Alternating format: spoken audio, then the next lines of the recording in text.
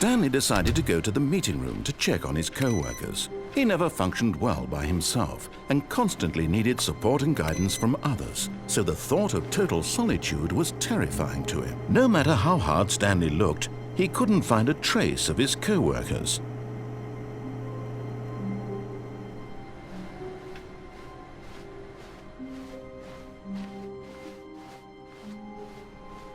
Warmth spread through Stanley's arms. With the bucket in his arms again, he was home. Stanley clutched the bucket tightly to his... This was not the correct way to the meeting room, but Stanley had felt the bucket calling to him, telling him that the employee lounge was simply the place to be. And here it was. Had the bucket turned out to be correct? Well, no, never mind. The bucket was wrong. Stanley took the door on his left to go back to the meeting room. No, said the bucket. don't go to the meeting room. Go somewhere else. The cargo lift, yes. Go there. Go to the... Good, said the bucket. Now ride the lift all the way to the top. There's something up there I need you to do. Stanley did not question why or how this bucket was speaking to him. It should have alarmed him, of course, because buckets can't talk. But Stanley chose not to think about this obvious fact. He was firmly convinced that the bucket had spoken to him, and he unthinkingly did whatever the bucket asked.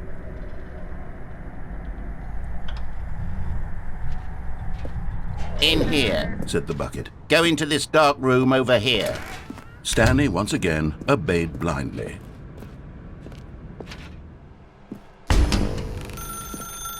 Now pick up the phone, said the bucket. Pick up the phone and it will take us back home, where we can go about life together.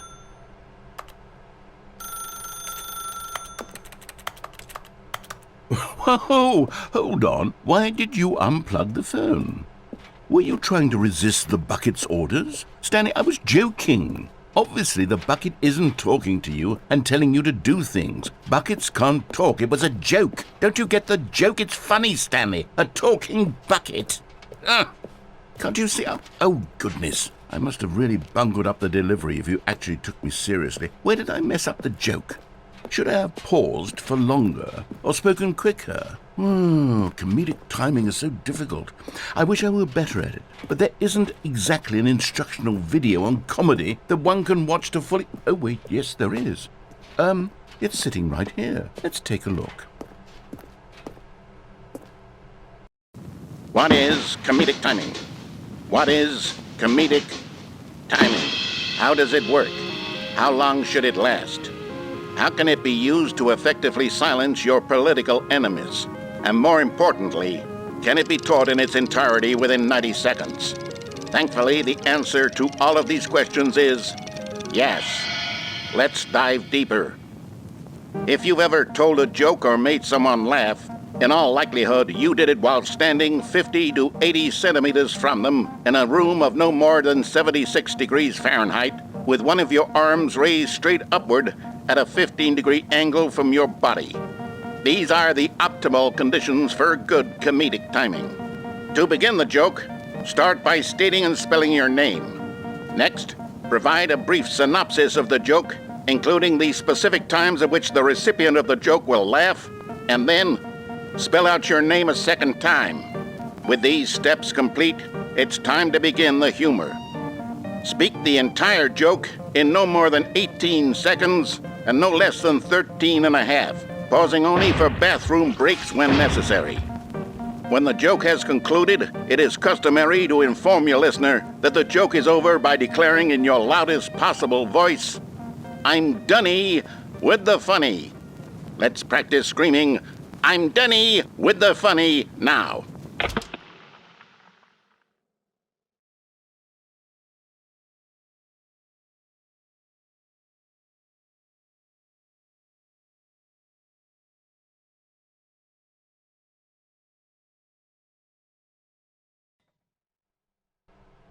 Good. This saying is a perfect example of expectations management, which is the cornerstone of good comedy. Finally, it's time to hand out surveys. Collecting hard data from your audience on how rapt they were throughout the joke is the only way to grow or learn as a comedian. An effective survey should be no less than 10 pages long, and should include the same question reprinted several times, just to ensure the survey taker is actually paying attention and not simply filling in answers at random. And that's all there is. With these strategies at your disposal, you'll have audiences doubled over in laughter and even tripled over in laughter in no time at all. Just remember to let them stop laughing at some point, you gut-busting little scamp. After all, we're each of us needed on the front lines of the war to fight the 12-legged invader who threaten our very existence and to very likely die in a hailstorm of bullets and mandibles. All of us must be prepared to give our lives to this noble cause, just as our children must do after us, and their children after them. Godspeed, and may Earth reign supreme. Hey, goodness, this video is a little outdated, isn't it? Well, no matter. I think the fundamentals of proper comedic timing are still as relevant today as they were back then. So with that in mind, I believe the only way forward is for us to return to the two doors and walk through all of this again, so I can try telling my story with more appropriate comedic delivery. Come along, let's head back.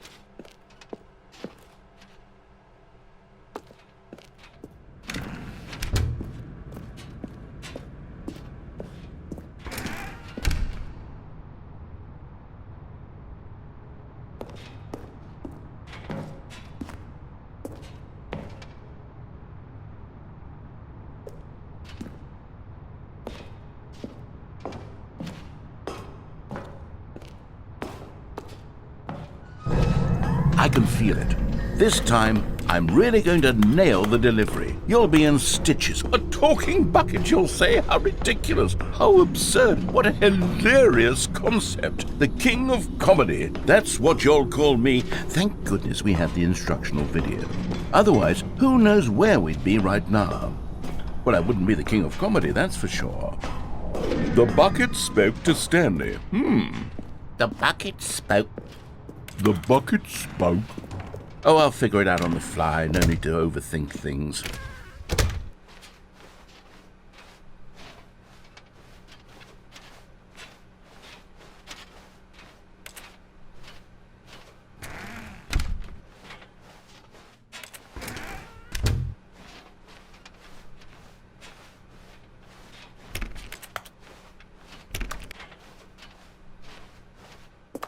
Here we go.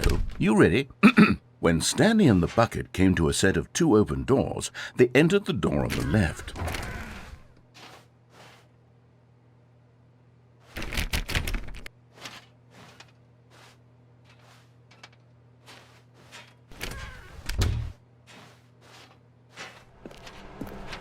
What? We're back at the phone already? No. What's going on? There were supposed to be several rooms leading up to this. There was supposed to be a build-up to this point, a dramatic display of remarkable comedic wit which culminates in this scene with the phone. But now the timing's completely off. The joke will never land. Well, not the way it was meant to. And it's all my fault. I must have forgotten that the phone room comes immediately after the two doors room. What an egregious mistake. I've made a fool of myself. I don't deserve the title of King of Comedy. I'm nothing. I'm not even the lowliest joke-telling whelp. I think I need to go back and rewatch that instructional video again. Yes, surely that will help me improve my... Here we go. You ready? When Stanley and the bucket came to a set of two open doors, they entered the door on the left. No. You were supposed to go through the door on the right, leading back to the phone.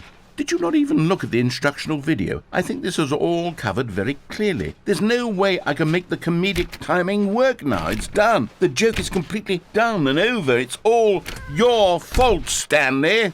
I'm going to be ridiculed in the community of other joke writers. I'm going to be shamed at every one of our meetings from now on. All because you couldn't watch a simple video and take a hint. Are you proud of yourself for bringing me down, Stanley? Are you proud?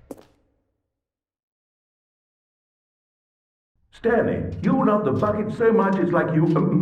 it's as though all of your other most prized possessions pale in comparison. Yes. Well, let me try that again, Stanley. I heard that you are pale with shame over how unabashedly in love with a bucket you are. No? Still not? Is it the delivery? Pale with shame. Pale with shame? Pale... What's another word to describe a bucket? Stanley, this bucket is so metal, I think I saw it playing guitar. No.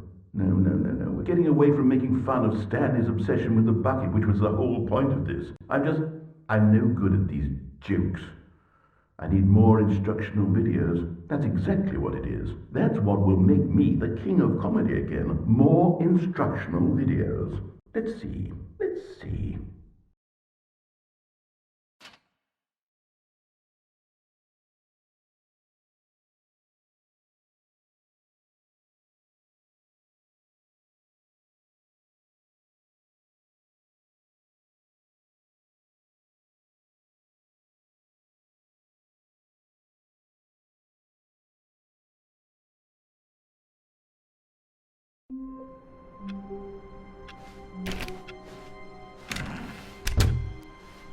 Wait, Stanley thought to himself. Am I sure that the orders stopped coming in? How is that possible? They never stopped. Surely I was mistaken.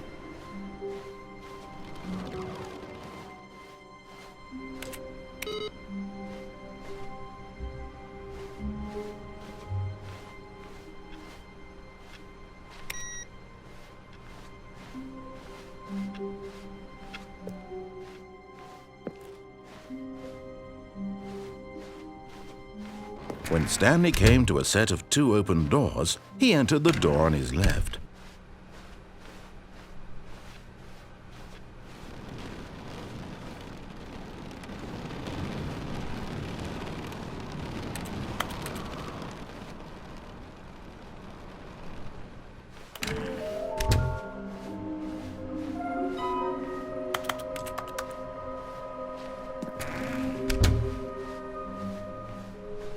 Coming to a staircase, Stanley walked upstairs to his boss's office.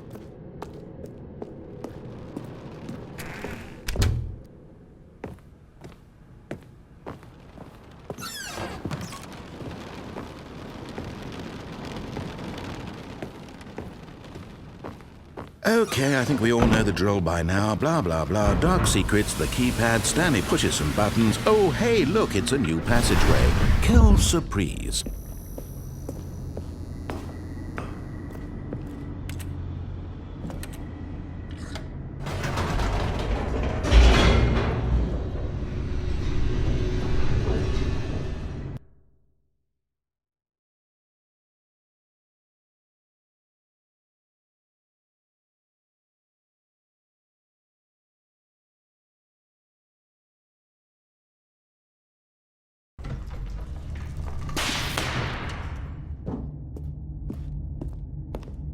Stanley walked straight ahead through the large door that read Mind Control Facility.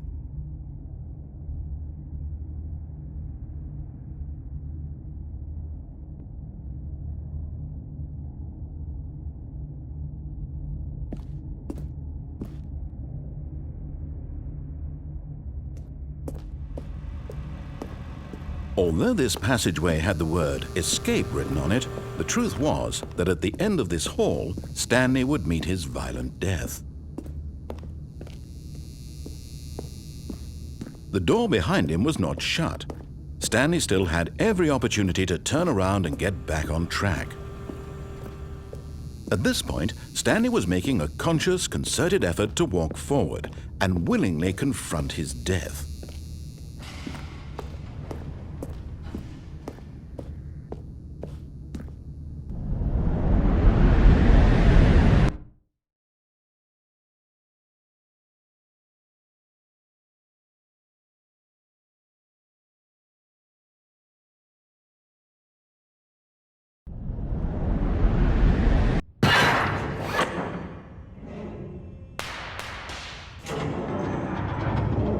As the machine whirred into motion and Stanley was inched closer and closer to his demise, he reflected that his life had been of no consequence whatsoever. Stanley can't see the bigger picture. He doesn't know the real story, trapped forever in his narrow vision of what this world is. Perhaps his death was of no great loss, like plucking the eyeballs from a blind man. And so he resigned and willingly accepted this violent end to his brief and shallow life. Farewell, Stanley.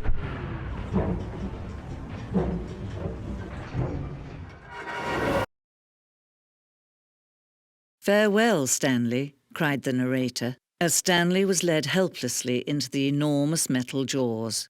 In a single visceral instant, Stanley was obliterated as the machine crushed every bone in his body, killing him instantly.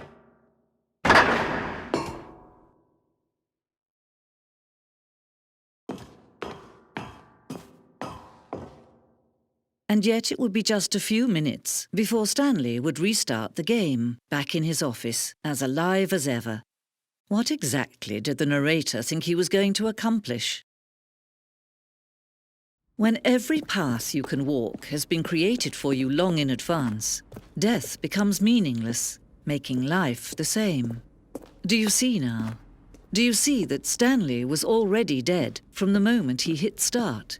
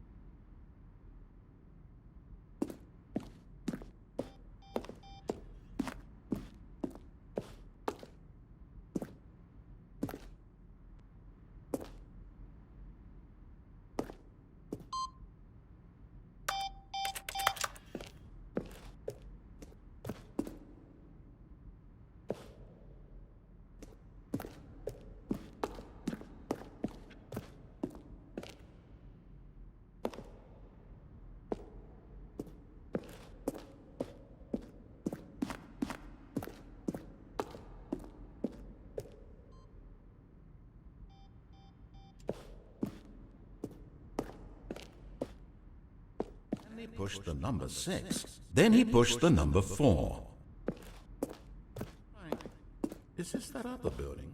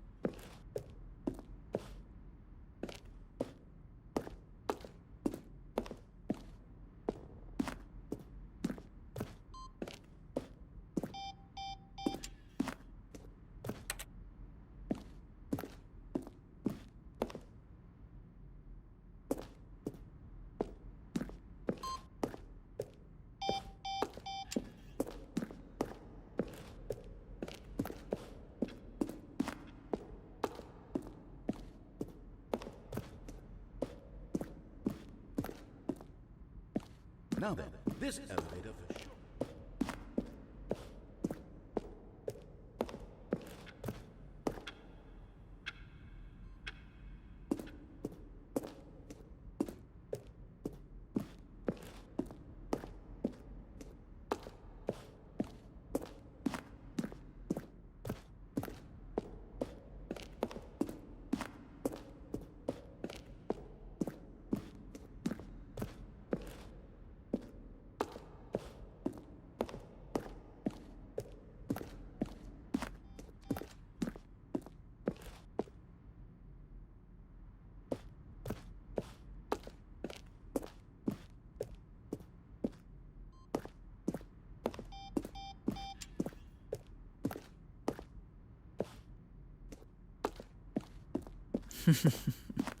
Oh, look at these two. How they wish to destroy one another. How they wish to control one another. How they both wish to be free.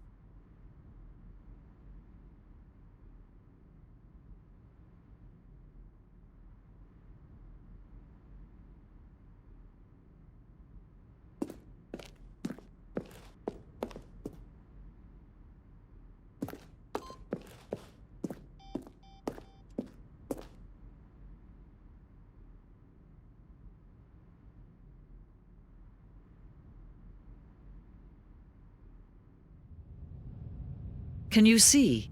Can you see how much they need one another? No, perhaps not. Sometimes these things cannot be seen. But listen to me. You can still save these two. You can stop the program before they both fail. Turn off your PlayStation. There's no other way to beat this game.